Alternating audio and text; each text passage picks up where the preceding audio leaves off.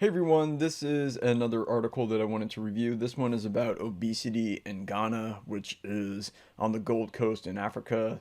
So we're looking at Southwest Africa, and it's about KFC and the role of fast food and the rise of obesity in that country.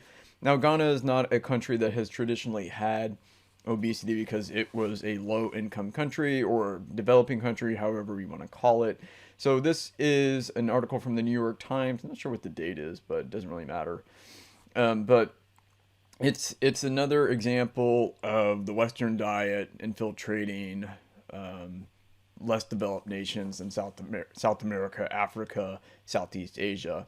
And there are some points that I want to make. First thing I want to say is fast food in a lot of places is seen as a sign of prosperity. Once we reach a certain level of development, it kind of becomes cool um, to deride fast food and to criticize anybody who goes there and say, "Oh, fast food, it's so unhealthy." The thing is, if you go to a place like Ghana or South America or like my last video, which was about Brazil, it's actually kind of cool to go to fast food because you can finally afford to eat out. We forget that back in the 50s and 60s, most people in this country, United States, did not have the money to eat out. So they went to a place like McDonald's, and it's like, wow, I can feed my whole family for like $5, and this is great. And I feel like I'm becoming somebody. Another point that I want to make here is how fast food becomes so addictive. They start by the article starts by talking about some guy named Daniel, and Daniel said the food is just when you taste it, you feel good, and that's kind of the point. Our brains, no matter where you go, whether you go to China or Canada or Brazil, it doesn't matter. Our brains are hardwired to like the same things, and we like foods they're really greasy and have a lot of starch or sugar.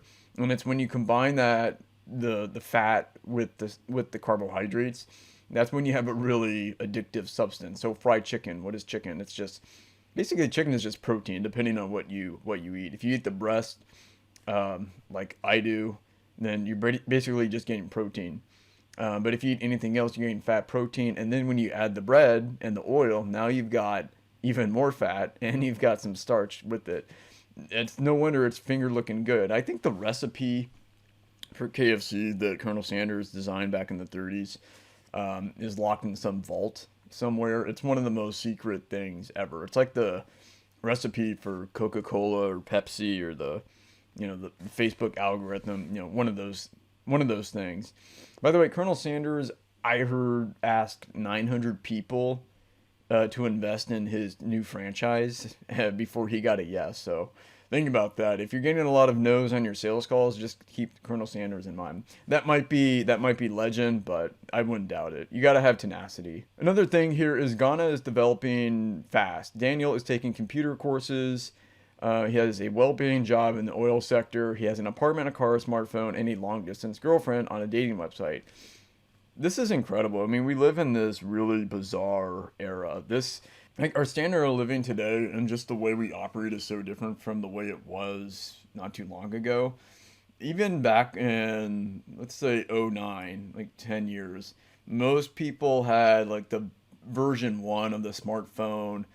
But long distance relationships, they really didn't start until the mid 2000s when dating websites took off. I think we forget the fact that our modern lifestyle is so new. We get used to it so fast. And that's another thing is what was once considered the future is not really the future anymore. Like the future is already here and we don't even recognize it.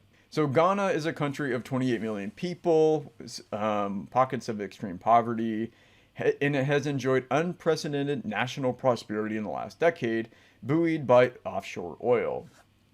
So that's the thing, national prosperity.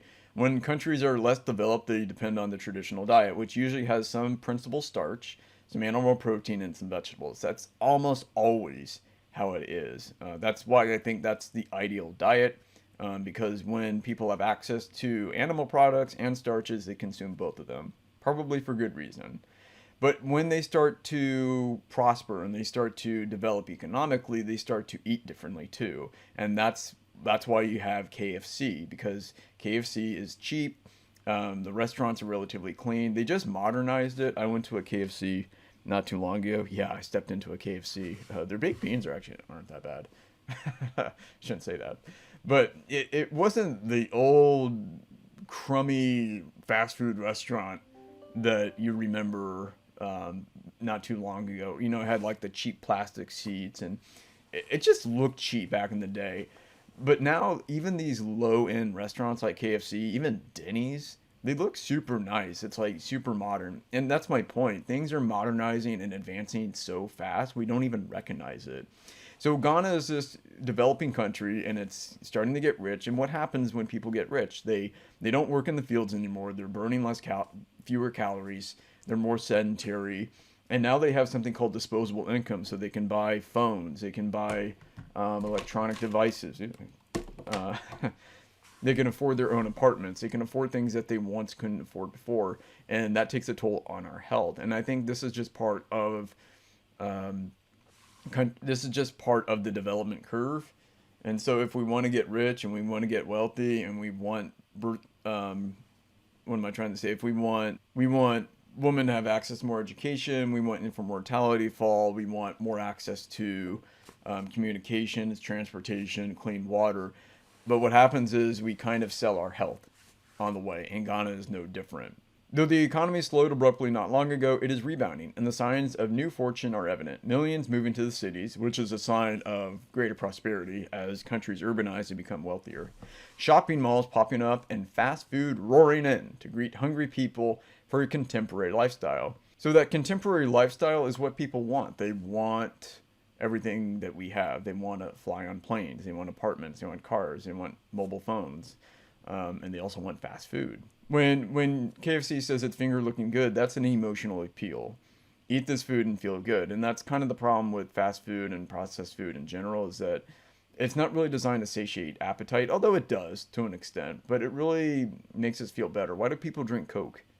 Okay, there's no nutritional value in Coca-Cola. Yes, it provides some calories, but really it's there to make you feel better about yourself.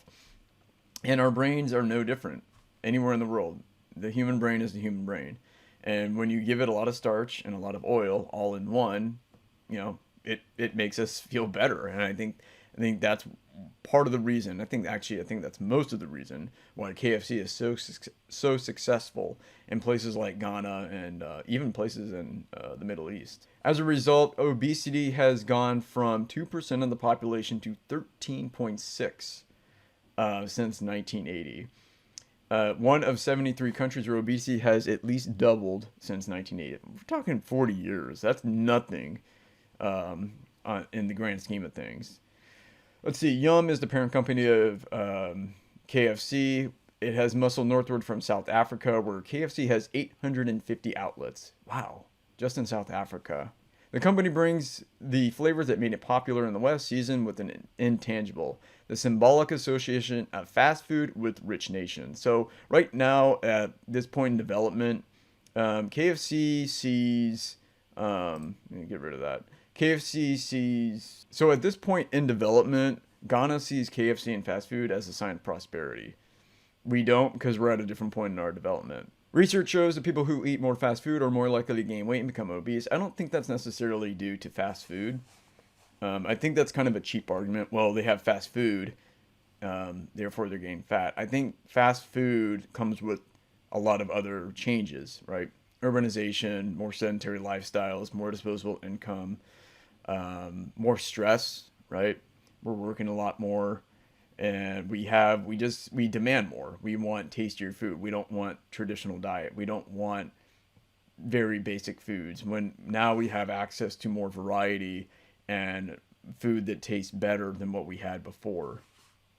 We also have more money to eat out, and I think that's part of the problem, that when you eat out, they deliver food that creates that hit in your brain, right? That perfect concoction of salt, sugar, and fat. That's what we want. And they also serve you bigger portions. And we're eating with other people.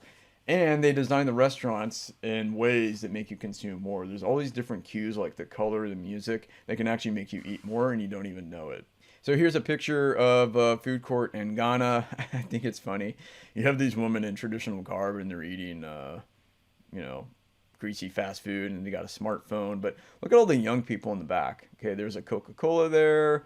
This guy's on his phone. These guys are socializing. It's like the cool place to be. Go to the food court, get some KFC because oh wow, we're rich now and we can afford all this.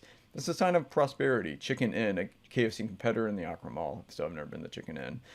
Here's some other pictures of Ghana. You can see these are photos of greater prosperity. Got the flat screen TVs. By the way, this TV that this kid is watching is a better TV than what the richest man in the world had 10 years ago, which is kind of crazy to think about. And then look at this shopping mall. It's a modern shopping mall. In fact, if I looked at that mall, I couldn't tell the difference between one where I live and the one in the photo, which is in Ghana. KFC is only one factor in the country's obesity epidemic, but it represents the embrace of Western foods. And Ghana, and he's quoting a professor here, eating local foods in some places is frowned upon. People see the European type as civilized. This is having a major impact on obesity and heart disease. And I'm glad he recognizes that you can't just blame KFC and Taco Bell and what's the other one, Pizza Hut, for creating obesity. It's just they've done a very good job. Fast food restaurants have done a very good job of positioning themselves as symbols of prosperity. And they're only delivering what people want. And what do people want? They want things that taste good. And if you have something that tastes good, are you going to say, well, people might get obese eating my stuff, and then but your competitors are going to do the same thing. So personally, I would not want to be a KFC salesman. I have other things that I want to sell in this world, but I don't think KFC is as nefarious as we like to make it, as we make it out to be sometimes. KFC executives see a major opportunity here to be part of people's regular routines. And they were using creative marketing and social media. They have a whole Facebook page, and people take photos of their meals and they put it on Facebook page, which is kind of stupid. I mean, every meal looks the same, right? Anyway, when asked if it is unhealthy for people to eat fried chicken often, Kimberly Morgan, a KFC spokeswoman in Plano, Texas, said, "At KFC, we're proud of our world-famous, freshly in-store prepared fried chicken and believe it can be enjoyed as part of a balanced diet and healthy lifestyle." Talk about propaganda. If you're a spokeswoman, you're kind of paid to spin the truth and lie.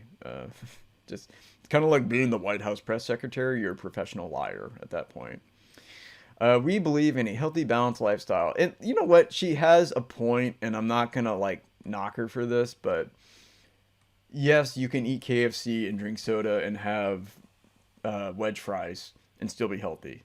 Okay, I ate that a few times on my journey, and I was okay. But eating there 2-3 times a week is not a good idea. I knew some guy back when I was in grade school. He was Sikh, so he had the turban.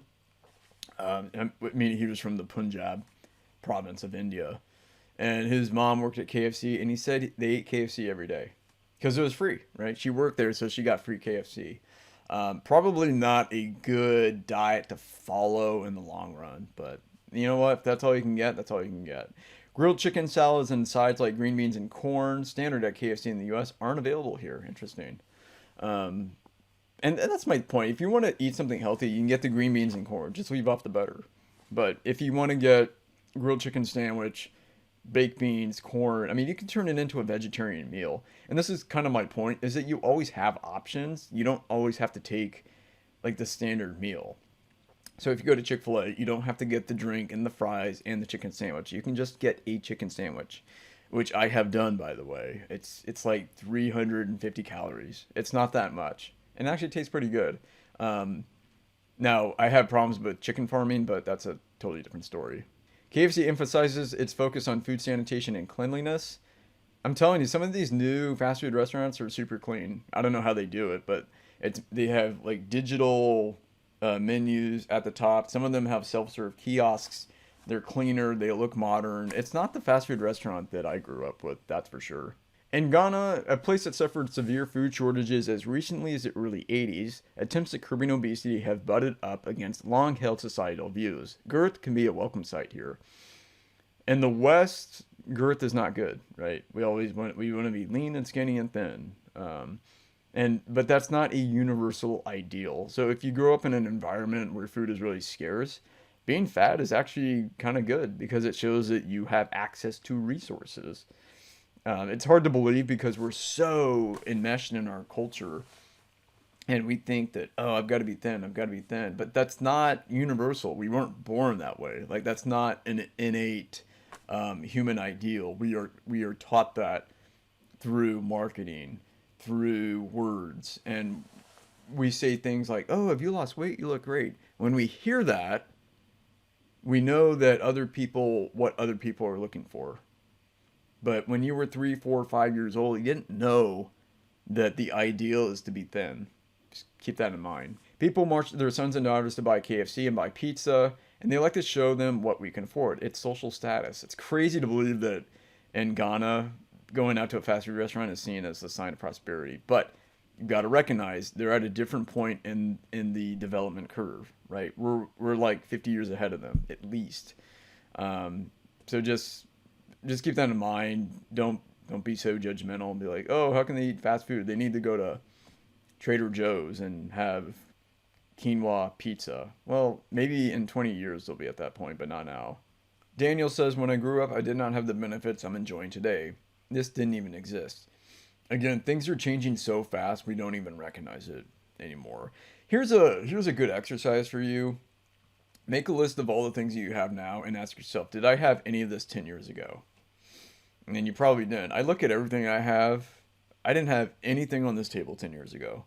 Now, some of it existed, but these headphones, a smartphone, that tablet, you know, it's really remarkable. Daniel celebrated his 27th birthday and was raised eating local dishes. He has increasingly made KFC part of his routine, which probably not a good thing.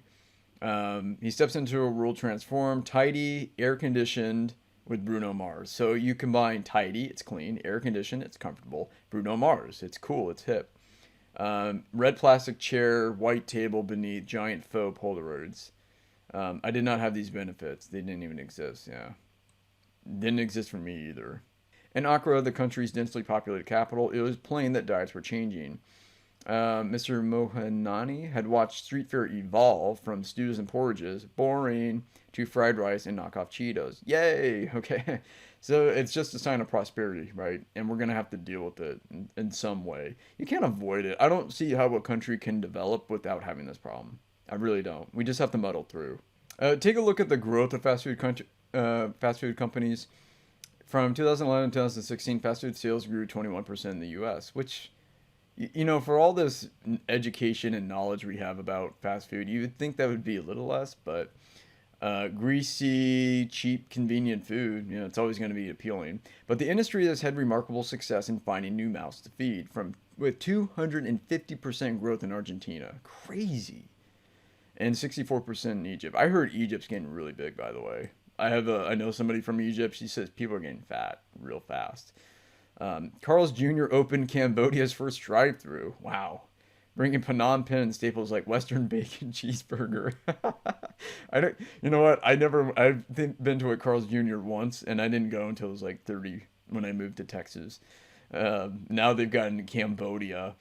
McDonald's recently opened in Siberia, India. Saw fast food sales rise 113.6, I guess that's percent, and now has 1,100 Domino's pizza outlets. Yum, which includes Taco Bell, Pizza Hut, and KFC, has nearly 44,000 restaurants worldwide, about 17,000 of them in emerging markets. You know, if you want to create a big business, satisfy a big appetite. So look for those high appetite industries. What do people want? They want to get paid, they want to get laid, and they want to look good, right? And they also want to be well fed. So if you have some way to satisfy those appetites, you know, fast food's a good way to go. I've read though that buying a fast food franchise is super expensive. I think a Subway is $250,000 or something. McDonald's is $1 million. Probably not worth it. There's better ways to make money. Here's a graph. As countries develop, fast food takes hold. That's kind of the whole point of this. Increasing fast food sales, increasing wealth. So you can see most people are in this upper quadrant, right? But when you see decreasing wealth, you don't see a lot of things over here. You see a lot of blue. So most of the countries that are lower middle income, Indonesia, India, Vietnam, are over here. Argentina, wow, way up there. So as countries get wealthier, they also see increasing fast food sales. right? But look at this though, even as they're getting slightly decreasing wealth, they're still seeing increased food sales. You see very few down here. People come to us for the exotic international American brand, and we don't want to water that down. If we made the menu entirely local, we'd lose the aspiration. Yeah. I mean, that's kind of the point. Is that now they feel like they're hip and they're American. I find that American culture is very popular abroad. Um, just my impression.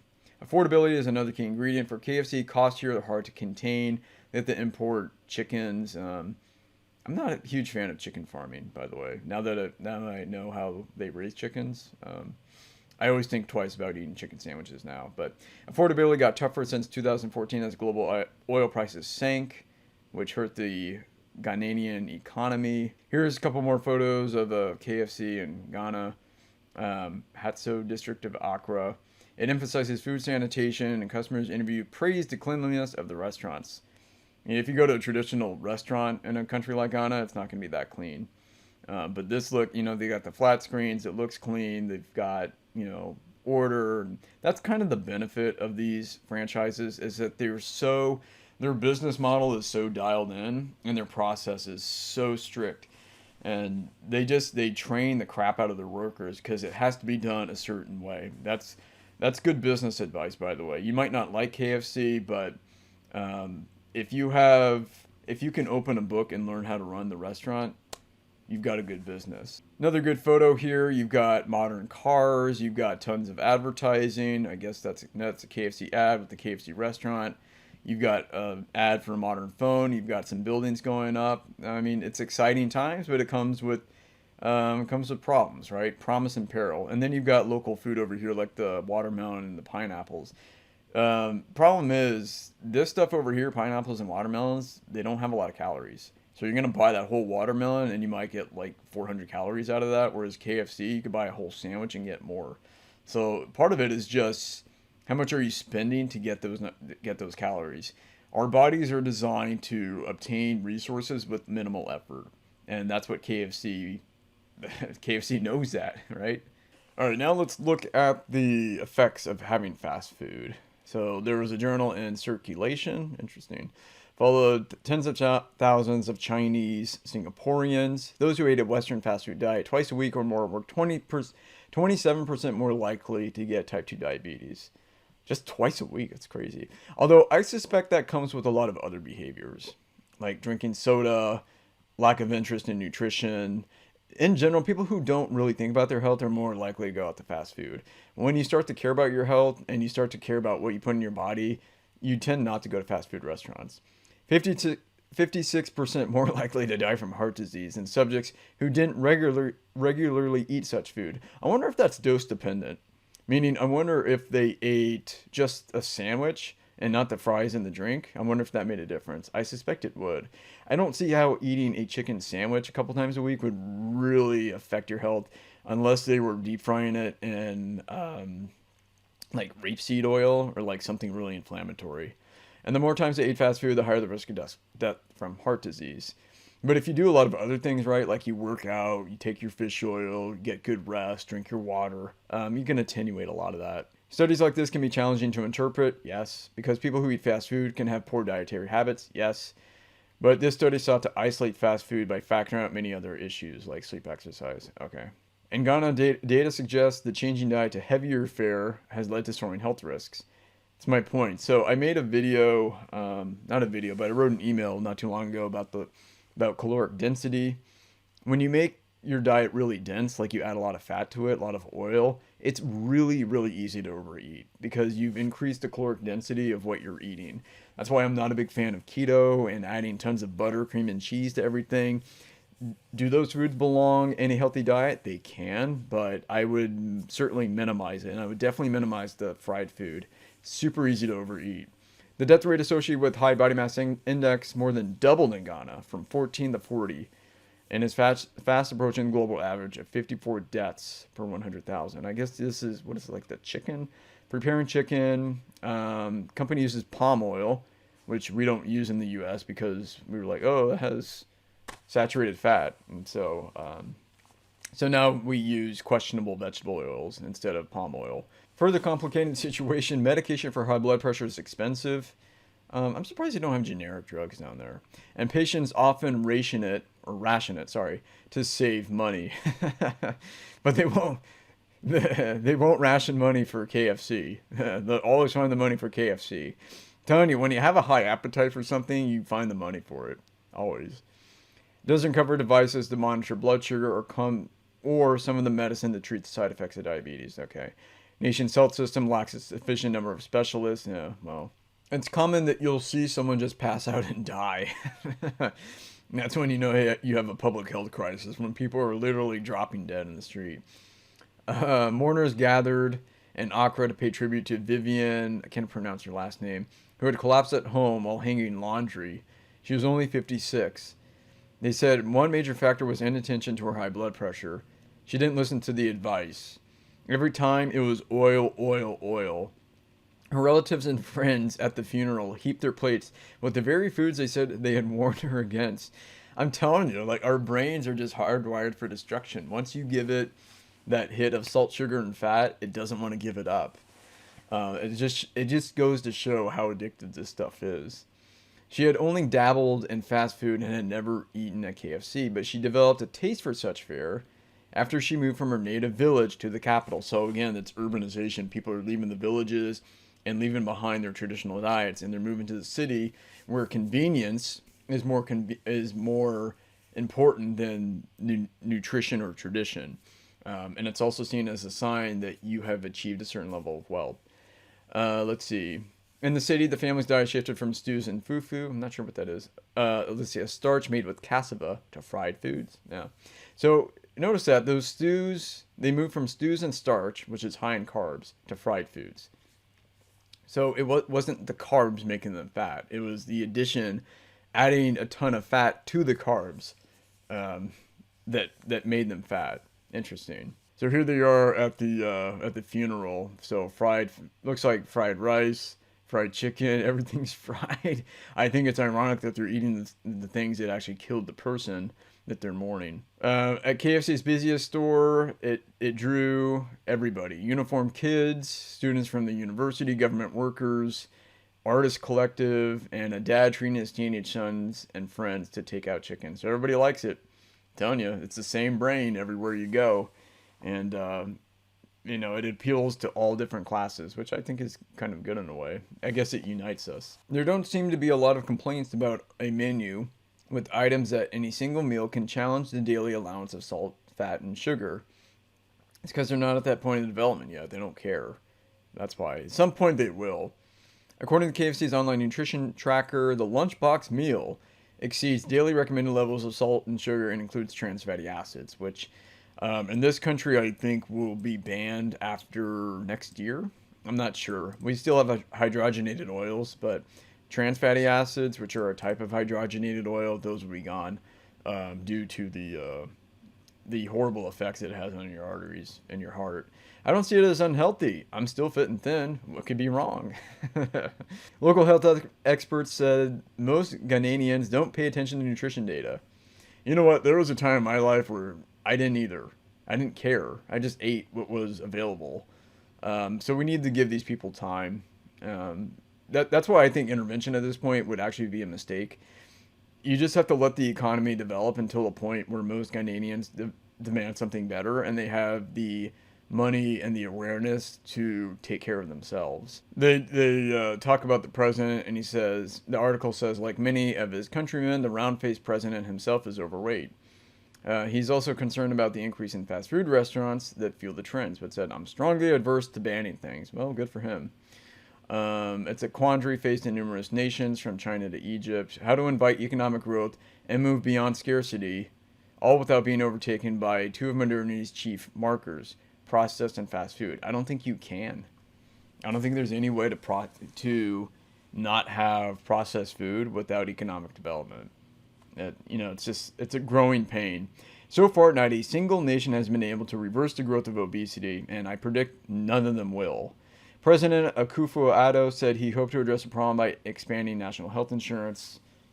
Probably not. They don't have the money for that anyway. Some activists have tried to prompt more action, Dr. Lar has been pushing for food labels that display nutritional content. Only an academic would recommend such a thing because they don't work. And restrictions on imports of processed food, good luck. She wants more regulations for fast food restaurants before it gets out of hand. Well, it's already gotten out of hand, so it's too late. We already have a problem, and now there's an influx of fast food companies trying to penetrate the market.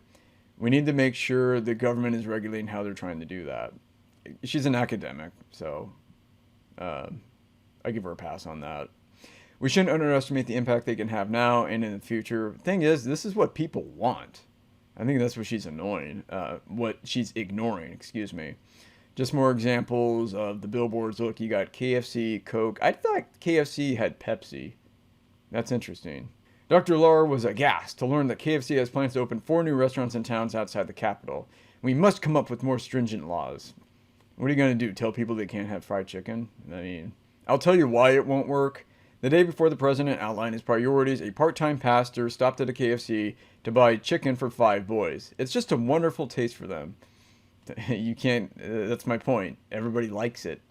You can't ban something everybody wants. This is good. They don't force us to eat here yet, but it's as if we become mentally enslaved. It tantalizes us by even saying it, pulling you to where you don't want to be. I mean, that's kind of the appeal of fast food. Ultimately, I believe you do have a choice. If you don't want to eat there, you don't have to. You can buy from the fruit vendors. You can go buy the traditional meals. But you have to value your health, and you have to be aware of what's going on, and you have to be willing to make sacrifices. Maybe that fufu and the stews don't taste as good, but you can't have everything.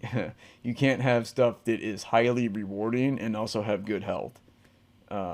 It's not possible. We have to make trade-offs in life.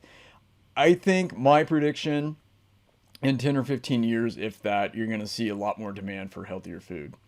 But Ghana is not ready for that. They're not at the same level of development as we are, but they will reach that point in the future. I hope you enjoyed this article review. Don't forget to check out some of my other article reviews, and I will make more of them in the future.